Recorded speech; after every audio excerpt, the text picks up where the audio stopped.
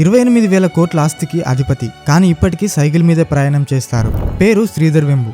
ఈయన తమిళనాడులోని తంజావూరులో 1968లో జన్మించారు. ఆయన తండ్రి చెన్నై హైకోర్టులో స్టెనోగ్రాఫర్గా పనిచేశారు. ఆయన తల్లి గృహిణి. ఈయన చిన్ననాటి నుండి ప్రభుత్వం బడులోనే చదివాడు. ఐఐటి జేఈఈ పరీక్షలో జాతీయ స్థాయిలో 27వ ర్యాంక్ సాధించారు. ఆ తర్వాత ఆ పై చదువులను ప్రిస్టన్ యూనివర్సిటీలో పూర్తి చేశారు. చదువు పూర్తయిన వెంటనే 1994లో క్వాల్కామ్లో పనిచేశారు. అయితే ఆయనకు చిన్నతనం నుంచి ఒక స్టార్టప్ కంపెనీని ప్రారంభించాలని కోరికుండేది.